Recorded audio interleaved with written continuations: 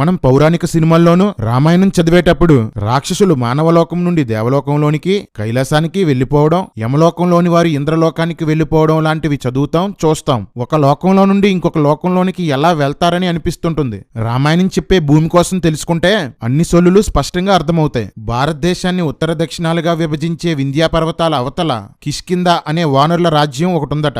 అక్కడి నుండి ఈ భూమికి నలుదిక్కులా ఏముందో కిష్కింద కాండలో 40 నుండి 43వ సర్గం వరకు రాయబడింది. చూడండి, తరించండి. తూర్పు వైపు కొండలు, కోనలు, అడవులు, నదులు, కొన్ని రాజ్యాలు దాటితే సముద్రం, సముద్రంలో దీవులు, దీవుల్లో పట్టణాలు, ఇంకా ముందుకు వెళ్తే బంగారు, వెండి గనులు గల ద్వీపాలు. అవి దాటి సముద్ర తీరానికి వెళ్తే అక్కడ శోణ నదము అనే ప్రాంతం ఉంటుంది. అది దాటితే ఇక్షు సముద్రం, అది దాటితే షాల్మలి ద్వీపం, ఆ తరువాత పాల సముద్రం, దాని మధ్యలో తెల్లని పర్వతం, అది దాటితే బంగారు పర్వతం, దానిపైన 1000 తలల ఆదిశేషుడు, అది కూడా దాటితే ఉదయ పర్వతం. ఈ పర్వతం దగ్గర నుంచే రోజు సూర్యుడు రథం మీద ప్రయాణిస్తూ ఉదయించడం మొదలు పెడతాడు. ఈ ఉదయగిరి బ్రహ్మలోకానికి భూలోకానికి మధ్య ద్వారం లాంటిది. ఉదయగిరి దాటితే చీకటి ప్రాంతం, చీకటి ప్రాంతం దాటితే బ్రహ్మలోకం. భూలోకంలోని వారు బ్రహ్మలోకానికి, బ్రహ్మలోకంలోని వారు భూలోకానికి ఉదయగిరి నుండే వెళ్తారు. ఇక దక్షిణం వైపు వింధ్యా పర్వతాలు, అవి దాటితే అనేక పట్టణాలు, రాష్ట్రాలు, తరువాత కావేరీ నది, మహేంద్రగిరి, సముద్ర తీరం వస్తాయి. సముద్రం మీద 1200 కిలోమీటర్లు వెళ్తే లంక, అది దాటి 1200 కిలోమీటర్లు వెళ్తే పుష్టితమనే ద్వీపం, దానికి పెద్ద బంగారు శిఖరం, అది దాటితే పర్వతాలు, ఆ పర్వతాల్లో 120 కిలోమీటర్ల ఎత్తుగల బంగారు భవనం. 120 కిలోమీటర్ల బిల్డింగా?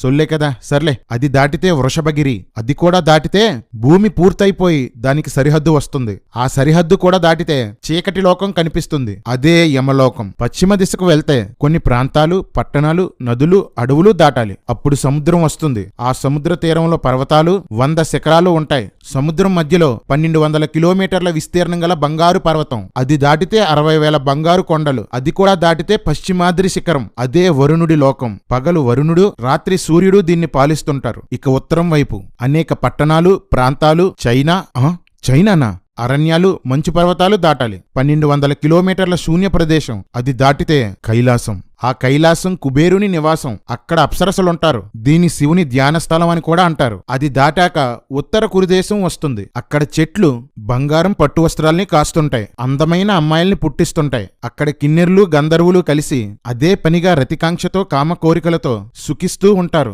అక్కడ సుఖానికి నోచుకోని వారు ఉండరట. అది దాటితే సోమగిరి అనే పెద్ద పర్వతం కనిపిస్తుంది. అద్భుతమైన వెలుగు అక్కడ ఉంటుందట.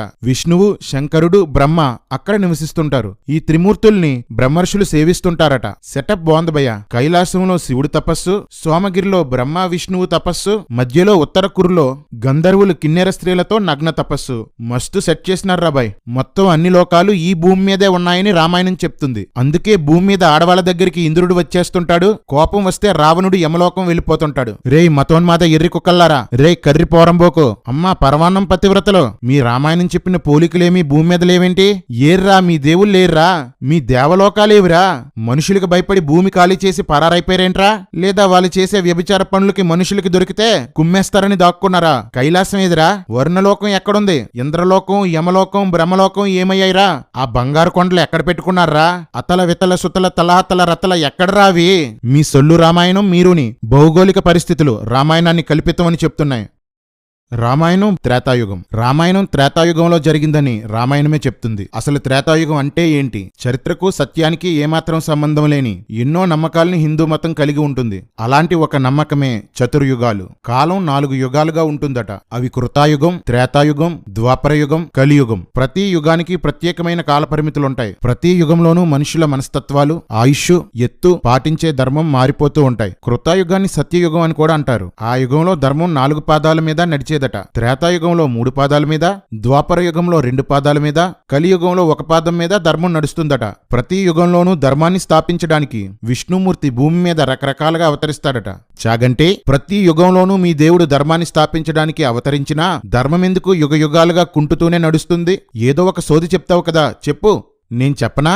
ధర్మం ఎందుకు కుంటుతుందంటే ఆ అవతార పురుషులే ప్రతి యుగంలోనూ ధర్మం కాళ్ళు నరికేస్తున్నారు కాబట్టి. ఈ చతుర్యుగాలు దశావతారాలు అనేవి ఆర్య బ్రాహ్మణులు చెప్పిన సొల్లు కాబట్టి ఒక్కో గ్రంథంలో ఒక్కో రకంగా వీటి కోసం రాసేశారు. స్కంద పురాణం నగరకాండలో 4 యుగాల కోసం చెప్తూ కృతాయుగం వ్యవధి 17,28,000 సంవత్సరాలు. ఆ యుగంలో మనిషి ఆయుష్ 1,00,000 సంవత్సరాలు. మనిషి ఎత్తు 5 తాళాలు లేక 21 హస్తాలు అనగా 32 అడుగులు. మనుషులకు యవ్వనం 5,000 సంవత్సరాలకు వస్తుంది. 50,000 సంవత్సరాలకి వృద్ధాప్యం ప్రారంభమవుతుంది. బ్రాహ్మణ, క్షత్రియ, వైశ్య, శూద్రులనే 4 కులాల వారు ఉంటారు. త్రేతాయుగం 12,96,000 సంవత్సరాలు. ఈ యుగంలోని వారి ఎత్తు 14 హస్తాలు అనగా 21 అడుగులు. ఈ యుగంలోని వారి ఆయుష్ 10,000 సంవత్సరాలు. 1000 సంవత్సరాలకి యవ్వనం వస్తే 5,000 సంవత్సరాల దగ్గర వృద్ధాప్యం ప్రారంభమవుతుంది. ద్వాపర యుగం 8,64,000 సంవత్సరాలు. ఈ యుగంలో మనుషుల ఎత్తు 5 హస్తాలు అనగా 7.5 అడుగులు. ఈ యుగంలోని వారి ఆయుష్ 1000 సంవత్సరాలు. యవ్వనం 100 సంవత్సరాలకి, వృద్ధాప్యం 500 సంవత్సరాలకి ప్రారంభమవుతుంది. కలియుగం 4,32,000 సంవత్సరాలు. ఈ యుగంలో మనుషుల ఎత్తు 3.5 హస్తాలు అనగా 5.5 అడుగులు. ఈ యుగంలోని వారి ఆయుష్ 100 సంవత్సరాలు. వీరికి యవ్వనం 16వ సంవత్సరంలోను, వృద్ధాప్యం 50వ సంవత్సరంలోను ప్రారంభమవుతుంది. ఇదే విషయాన్ని విష్ణు పురాణం కూడా చెప్తుంది. రామాయణం త్రేతాయుగం చివరిలో జరిగింది. పై లెక్కల ప్రకారం రామాయణం జరిగి నేటికి 9 లక్షల సంవత్సరాలు అయింది. ఇది గుర్తుపెట్టుకోండి. రామాయణంలో దశరథుడు ఇతర మహర్షులు 60,000-70,000 సంవత్సరాలు బ్రతికినట్టు రాశారు. రామలక్ష్మణులు 21,000 సంవత్సరాలు బ్రతికినట్లు రాశారు. కానీ త్రేతాయుగం చివరిలో మనిషి 10,000 సంవత్సరాల కంటే తక్కువగానే జీవించాలి. అంటే స్కంద పురాణం, విష్ణు పురాణాల ప్రకారం రామాయణం తప్పు. రామాయణంలో రాముడు 8 అడుగుల ఎత్తున్న ఆజానుబాహుడు అని వాల్మీకి రాశాడు. కానీ త్రేతాయుగంలో మనుషులు 21 అడుగులు ఉండాలి. ఆ ప్రకారం చూస్తే రాముడు ఆజానుబాహుడు కాదు, ఒక మరుగుజ్జు. ఇంకొక అతి ముఖ్యమైన విషయం ఏంటంటే హిందూ మతానికి ధర్మం పునాది అయిన మనుస్మృతిలో కృతాయుగంలో మనిషి 400 సంవత్సరాలు, త్రేతాయుగంలో 300 సంవత్సరాలు, ద్వాపర యుగంలో 200 సంవత్సరాలు, కలియుగంలో 100 సంవత్సరాలు ఉంటుందని రాశారు. పైకి అందరితో కలిసి ఉండాలని చెప్తూ మతోన్మాద సంస్థలతో రహస్య సంబంధాన్ని కలిగి ఉండి మత విద్వేషాలు రెచ్చగొడుతున్న గరికపాటి చాగంట్లను తీసుకొని రండ్రా. ఒరే మతోన్మాద పిచ్చి కుక్కల్లారా, మీరు కూడా రండ్రా. జనాలను మోసం చేస్తూ సొల్లు కబుర్లు చెప్తూ డబ్బు పేరు సంపాదించుకోవడం కాదు. నా ప్రశ్నలకు సమాధానం చెప్పండి. మనుస్మృతి ప్రకారం రామాయణం తప్పు. మనుషులు 1000 సంవత్సరాలు బ్రతకడం అనేది తప్పు. మీ రామాయణాన్ని క్రైస్తవులు తప్పు పట్టడం కాదు. ఫినేహాసు డ్రైనేజీలో వేసి తొక్కడం కాదు. మీ మనుస్మృతే రామాయణాన్ని తప్పు అంటుంది. త్రేతాయుగం ప్రకారం 300 సంవత్సరాలు మాత్రమే బ్రతకాలని మనుస్మృతి చెప్తుంటే 60,000, 70,000 సంవత్సరాలు బ్రతికినట్లు రామాయణంలో రాశారు. స్కంద పురాణం, పద్మ పురాణం, విష్ణు పురాణం, మనుస్మృతి రామాయణాన్ని ఖండిస్తున్నాయి. మీ రామాయణాన్ని మీ ధర్మమే తప్పంటుంది. దీనికి సమాధానం ఏంటి? సొల్లు బాబులు, సొల్లు బాబాలు చెప్పండి. రేయ్ మతోన్మాద కుక్కల్లారా, ధర్మం ధర్మం అంటారు కదా, మీ ధర్మానికి మూలం మనుధర్మశాస్త్రం కాదా? మీ రామాయణం ఏంట్రా మనుస్మృతిని పాటించడం లేదు? ధర్మాన్ని కాపాడుకుంటాం అంటున్నారు కదా. మీ ధర్మాన్ని కాపాడుకోవాలంటే ముందు మీ ధర్మాన్ని పాటించని రామాయణాన్ని నిషేధించండిరా బుర్రలేని కుక్కల్లారా. రామాయణ కల్పిత కథను రచించిన వాల్మీకి యుగాల కోసం విన్నాడు కానీ వాటి లెక్కలు తెలీదు. ఏవేవో రాసేశాడు, అడ్డంగా దొరికేశాడు.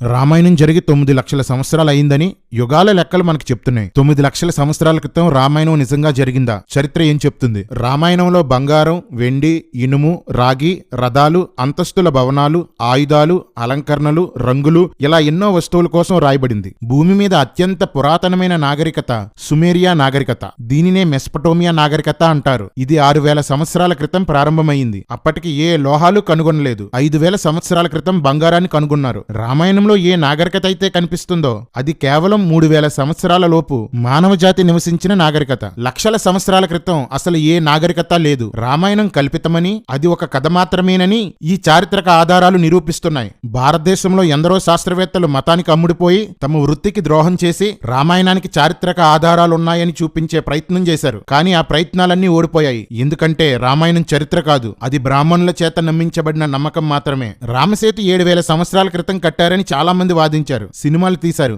అదే నిజమైతే రామాయణంతో పాటు హిందూ పురాణాలు, దశావతారాలు, యుగాలు అన్నీ అబద్ధమే. ఎందుకంటే రామసేతుని రాముడే కడితే అది 9 లక్షల సంవత్సరాల క్రితం కట్టబడిందై ఉండాలి. నిజంగా 7,000 సంవత్సరాల క్రితం కట్టబడితే దాన్ని కట్టింది రాముడు కాదు. ఇలాంటి రామసేతులు సముద్రంలో చాలా ఉన్నాయి. అవి సహజంగా ఏర్పడినవే. Archaeology survey of India ASI Ramayanam మీద ఎంతో పరిశోధన చేసి సుప్రీంకోర్టుకు రిపోర్ట్ ఇస్తూ పౌరాణిక గ్రంథాలను చరిత్ర రికార్డులుగా పరిగణించలేము, శాస్త్ర పరిశోధనల ఆధారంగా ఆధారంగా ప్రజల నమ్మకాలని అవునని కాదని చెప్పలేమని రిపోర్ట్ ఇచ్చింది. అంటే రామాయణానికి అనుకూలంగా ఒక్క ఆధారం కూడా దొరకకపోవడంతో రామాయణం నిజం కాదని రిపోర్ట్ ఇవ్వాల్సిన ఏఎస్ఐ రామాయణానికి ఆధారాలు లేవు, అలాగని అది అబద్ధం కాదు అంటున్నారు. సిగ్గుండాలి. ఇలాంటి రిపోర్టు ఇతర మతాల విషయంలో చెప్పగలరా?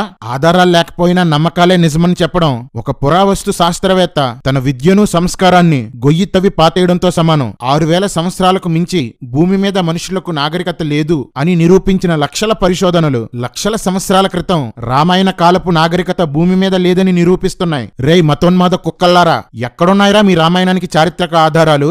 రామాయణమే రామాయణాన్ని చారిత్రకంగా తప్పు అని చెప్తుంది. రామాయణంలో చెప్పబడిన దేశాలు ప్రాంతాల పేర్లన్నీ క్రీస్తు పూర్వం 1000 నుండి క్రీస్తు పూర్వం 100 మధ్య ఏర్పడినవే. అందుకే నిజాయితీ గల ఎందరో శాస్త్రవేత్తలు రామాయణాన్ని క్రీస్తు పూర్వం 300 నుండి క్రీస్తు పూర్వం 200 మధ్యలో రాశారని తేల్చి చెప్పేశారు. ఇప్పుడు రామాయణంలోని ప్రాంతాల్ని దేశాల్ని ఒకసారి పరిశీలిద్దాం. కాశీ లేక వారణాసి ప్రస్తుతం ఉత్తరప్రదేశ్లో ఉన్న ఈ పట్టణం క్రీస్తు పూర్వం 1200లో ఏర్పడింది. మగధ ప్రస్తుతం బీహార్లో ఉన్న ఈ రాజ్యం క్రీస్తు పూర్వం 700 తర్వాత ఏర్పడింది. పుండ్ర ప్రస్తుతం బంగ్లాదేశ్లో ఉన్న ఈ ప్రాంతం క్రీస్తు పూర్వం 600 తర్వాత ఏర్పడింది. అంగదేశం ప్రస్తుతం బీహార్లో ఉన్న ఈ రాజ్యం క్రీస్తు పూర్వం 1200లో ఏర్పడింది. కోసల ఉత్తరప్రదేశ్లో భాగంగా ఉన్న ఈ ప్రాంతం క్రీస్తు పూర్వం 1500లో ఏర్పడింది. బాహ్లిక దేశం ప్రస్తుతం పాకిస్తాన్ ఆఫ్ఘనిస్తాన్లలో ఉన్న ఈ ప్రాంతం క్రీస్తు పూర్వం 1500లో ఏర్పడింది. అవంతిని ఇది ప్రస్తుతం మధ్యప్రదేశ్లో ఉజ్జయిని ప్రాంతం. ఇది క్రీస్తు పూర్వం 600లో ఏర్పడింది. కేరళ క్రీస్తు పూర్వం 300లో చేరులు తమిళనాడు చుట్టుపక్కల ప్రాంతాల్ని పాలించారు. వారి పేరును బట్టి తమ రాజ్యానికి కేరళ అని పేరు వచ్చింది. పాండ్య క్రీస్తు పూర్వం 500కి చెందిన గంగ పాండ్య అనే వ్యక్తి వంశానికి చెందిన శివతుంగన తమిళనాడులో క్రీస్తు పూర్వం 300లో పాండ్య రాజ్యాన్ని స్థాపించాడు. చోళులు క్రీస్తు పూర్వం 300లో కోనాలన రాజు తమ వంశ పేరును బట్టి తమిళనాడులో చోళ రాజ్యాన్ని స్థాపిస్తే తర్వాతి కాలంలో రాజేంద్ర చోళుడు రాజరాజ చోళుడు దీన్ని గొప్ప సామ్రాజ్యంగా చేశారు. ఆంధ్ర క్రీస్తు పూర్వం 300లో ఈ పేరు ఆంధ్రాకి వచ్చింది. ఉత్కల ప్రస్తుతం ఒడిశాగా పిలువబడుతున్న ఈ ప్రాంతం క్రీస్తు పూర్వం 400లో ఏర్పడింది. కాంబోజు ఇది ప్రస్తుతం పాకిస్తాన్ ఆఫ్ఘనిస్తాన్ ప్రాంతాల్లో ఉంది. ఈ రాజ్యం క్రీస్తు పూర్వం 1200లో స్థాపించబడింది. యవనుల దేశం అయోనియన్స్ అనగా గ్రీకు వారు. ఈ దేశం క్రీస్తు పూర్వం 600లో ప్రారంభమై క్రీస్తు పూర్వం 300కి భారతదేశం వరకు వ్యాపించింది. చీనా పరమచీనా ఇది ప్రస్తుత చైనా. క్రీస్తు పూర్వం 300లో చీనా అనే రాజు దీన్ని పాలించాడు. ఇతని పేరును బట్టి దీనికి చైనా అనే పేరు వచ్చింది. శకులు ఇది ప్రస్తుత అజికిస్తాన్ ఉజ్బెకిస్తాన్. వీరు క్రీస్తు పూర్వం 1000లో రాజ్యాన్ని స్థాపించి క్రీస్తు పూర్వం 300కి పంజాబ్ వరకు విస్తరించారు. టంకన ప్రస్తుత తెలంగాణ ప్రాంతం. క్రీస్తు పూర్వం 4వ శతాబ్దం నుండి ఇది ఉనికిలో ఉంది. హస్తినాపురం కురువంశంలోని హస్తి అనే రాజు క్రీస్తు పూర్వం 1200లో పరిపాలించిన రాజ్యం ఇది. ప్రస్తుతం ఉత్తరప్రదేశ్ లో ఉంది. పాంచాల దేశం పంచ ప్రాంతాలు కలిసిన ఈ ప్రదేశం ప్రస్తుతం ఉత్తరప్రదేశ్ లో ఉంది. ఈ పేరు దీనికి క్రీస్తు పూర్వం 1100లో వచ్చింది. కురుక్షేత్ర కురు అనే రాజు క్రీస్తు పూర్వం 1500లో పాలించిన ప్రాంతం ఇది. అతని పేరును బట్టి దానికి కురుక్షేత్రం అనే పేరు వచ్చింది. భారతంలో యుద్ధం ఇక్కడే జరిగిందని చెప్తారు. అంటే ఈ ప్రదేశాలు పట్టణాలు మన దేశంలో ఉన్న సమయంలో అనగా క్రీస్తు పూర్వం 300 నుండి క్రీస్తు పూర్వం 100కి మధ్యలో వాల్మీకి రామాయణాన్ని రాశాడు. ఈ లోపు ఈ కర్రి పోరంబోకొచ్చి రామాయణం ఎప్పుడో జరిగింది, రాసింది మాత్రం క్రీస్తు పూర్వం 300లో అంటాడు. ఒరే బుర్రలేని కర్రి, ఈ పట్టణాలన్నీ రాముని కాలంలోనే ఉన్నట్లు రాసుకున్నారా? పైగా ఎప్పుడో జరిగిన రామాయణాన్ని వాల్మీకి రాయలేదు. వాల్మీకి కూడా రామాయణంలో ఒక పాత్ర. రాముని పిల్లలు వాల్మీకి దగ్గర పెరిగినట్లు వాల్మీకి రాసుకున్నాడు. కాబట్టి మూసుకొని కూర్చోరా కర్రెదవా.